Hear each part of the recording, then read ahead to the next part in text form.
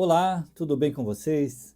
Sejam bem-vindos ao nosso programa número 134 deste estudo Refletindo Kardec, sempre com apoio e divulgação da Sociedade Espírita Francisco de Assis de Amparo aos Necessitados, a CEFAM, aqui da nossa cidade de Ponta Grossa.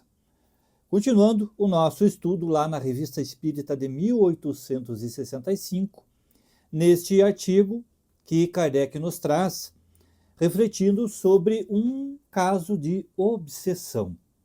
Como já dissemos nos estudos anteriores, nos programas anteriores, os casos de obsessão geralmente envolvem um desencarnado e um encarnado, na maioria das vezes, e em que há entre eles um vínculo, geralmente do passado, e que traz muita dor, muito sofrimento para ambos. É claro que quem está encarnado não se lembra do que fez a este desencarnado. Mas nós vamos ver no estudo de hoje que este desencarnado, e que, como dissemos também anteriormente, não é nenhum carrasco, é também vítima desta situação, tem um entendimento muito diferenciado a respeito da sua dor e da dor que esteja causando aquele que está encarnado, a este obsidiado. Neste momento da história, o Sr. Dombre vai relatar o ocorrido na noite de 22 de setembro de 1864, na reunião mediúnica em que novamente foi evocado, foi convidado o espírito de Germaine para se comunicar com o auxílio dos médiuns. Então, o início da comunicação é dito ao espírito para que tome conhecimento e aceite o amor, a atenção, o cuidado que este grupo mediúnico está dedicando a esse espírito, no intuito de tentar fazê-lo com que ele se sinta à vontade, que esse espírito se sinta ali mais tranquilo e acolhido, principalmente, para poder entender o seu processo doloroso e, claro, chegar a um entendimento sobre a necessidade de mudar esse comportamento. Então, o espírito Germaine, eu vou ler alguns trechos, algumas perguntas e respostas. Germaine vai dizer que está habituada a ver o desdém e o desprezo dos que a perseguem. E ela estranha um pouco o comportamento daquele grupo mediúnico. Não nos esqueçamos que a doutrina espírita, tendo vindo até Allan Kardec em 1857, a esta época tinha apenas 7 anos de existência, 7 anos de estudo, de trabalho sério em cima desses temas. E claro, antes disso, a condição dos espíritos eram ser tratados, na maioria das vezes, afora as reuniões mediúnicas, como demônios, como seres demoníacos, e geralmente expulsos de locais onde se encontravam, buscando muitas vezes auxílio. E aí é dito então a Germaine: Deus quer que tenhamos o amor uns para com os outros. E ela responde: não conheço isso. Essa resposta é bastante típica dos espíritos que se veem envolvidos em processos odiosos. Dizer que não conhece o amor, que não conhece a Deus, que não tem crença nenhuma em algo posterior, porque estão envolvidos nesse processo de ódio, nesse processo de rancor. Prossegue o diálogo e o grupo mediúnico, o dialogador, continua insistindo na amorosidade, um diálogo em que oferece o amor, a compreensão. E é claro que Germaine resiste muito a esta condição de mudar o seu comportamento, de transformar o seu sentimento. Ela responde em determinado momento do diálogo: tenho ainda o veneno na alma, sobretudo quando penso no passado. O crime merece uma pena, mas a punição foi muito grande. Parecia que tudo caía sobre mim para me esmagar. Nesses momentos, desconhece-se Deus, se o blasfema, se o nega e revolta-se contra ele e os seus, quando se está no abandono. Vejamos a ideia que esse espírito nos traz do sofrimento enfrentado. No entendimento de Germaine, ela dá a entender que teria praticado um crime e que merecia uma punição, mas que, aos seus olhos, a punição que ela enfrentou e enfrenta ainda é muito acima do que lhe parecia justo. E por isso ela diz não crer mais em qualquer forma de amor, em qualquer forma de perdão e, principalmente, na presença, no auxílio de Deus. Por isso ela vai dizer que se blasfema e tudo mais, porque realmente o espírito perde a esperança de ser entendido ou de ser tirado daquele seu sofrimento.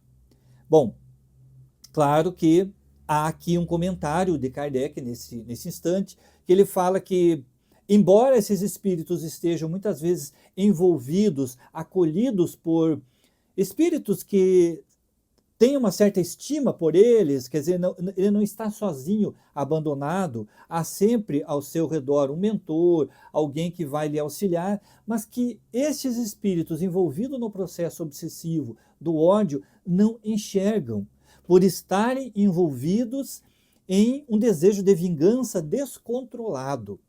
E aí Kardec fará a seguinte observação. Diz Kardec, é preciso que seja voluntariamente que eles voltem seus olhares para Deus. Mas os bons espíritos não os abandonam. Eles se esforçam por lhes inspirar bons pensamentos. Então, como se faz a um amigo, a alguém que se preza, alguém que se tem sentimentos, em que a gente tenta dar bons conselhos. Olha, mas tira essa mágoa, deixa esse ressentimento, vamos pensar em Deus. E a pessoa está envolvida naquele processo de ódio que diz não. Eu não quero nem pensar nisso. Eu estou com o meu objetivo de me vingar, etc, etc.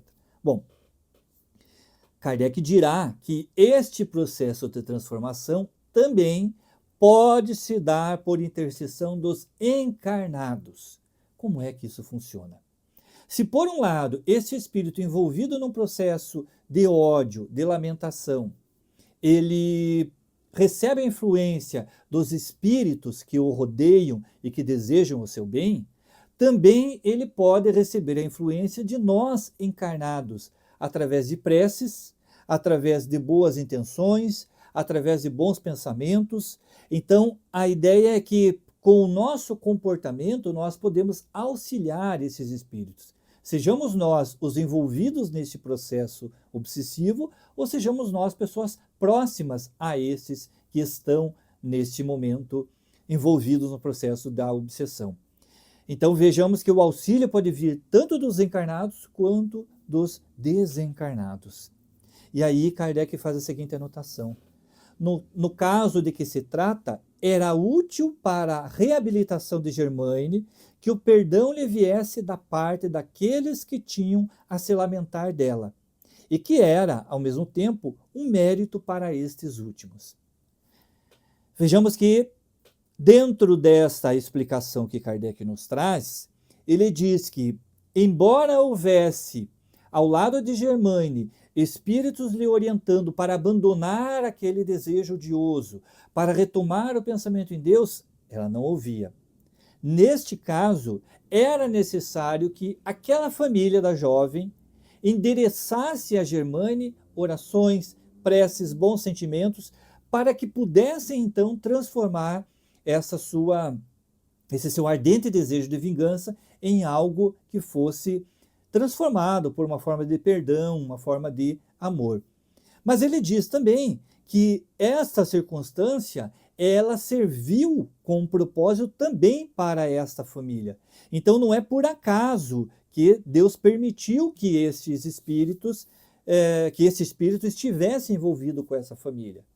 E a cada vez mais vai se tornando interessante para tentar compreender qual é o processo que envolve esses espíritos, qual é a situação do passado que os aflige.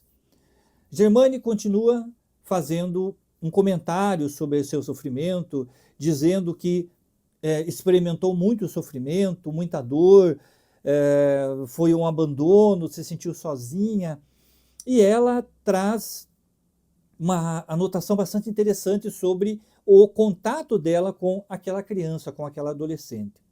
Diz ela assim: compreendeis a raiva que extravasa meu coração? Muito sofri.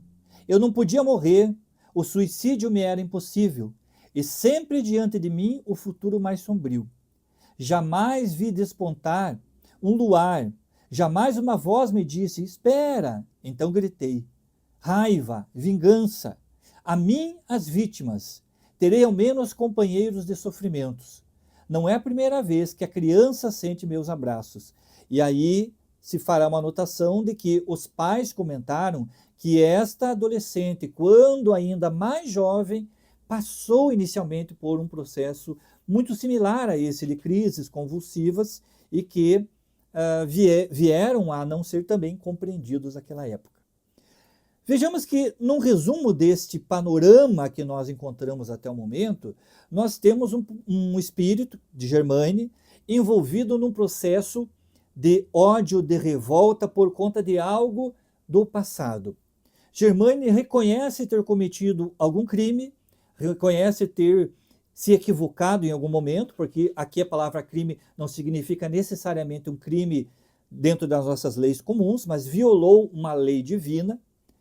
Mas entende ela que a punição ou o resultado desta sua violação à lei divina foi muito grave. E diante desta gravidade do que ela entende para a sua punição, ela passou a transformar esse seu sentimento de revolta em perseguição, em raiva, em desejo de que esta jovem, que não sabemos ainda qual é a participação dela nesse processo de Germaine, mas que esta jovem viesse a sofrer e muito por conta do que Germaine está sofrendo.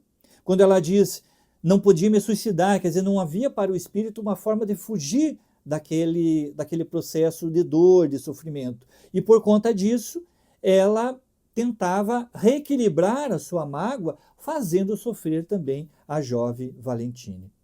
Vejamos que tudo isso é uma situação que nos desperta certa curiosidade. E uma das primeiras indagações que vem é: por que Deus permite?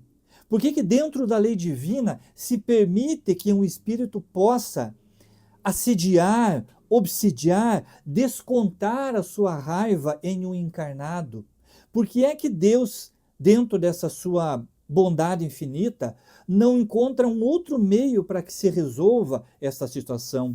E aí Kardec dará a resposta, mas na semana que vem. Como eu disse outro dia, o processo obsessivo é um processo que traz bastante dor, tanto ao encarnado quanto ao desencarnado. Por isso, é uma situação que merece, acima de tudo, a nossa piedade para com esses irmãos que, ao contrário de serem agressores, são também vítimas de uma situação, de um equívoco a que todos nós estamos sujeitos. Aguardo vocês para nós continuarmos esse estudo na próxima semana, tentando entender um pouco mais do processo que envolve o espírito de Germaine e da jovem Valentine. Que Jesus abençoe seu lar, muita paz, muita luz na sua família e que possamos nos encontrar aqui na próxima sexta-feira. Tchau!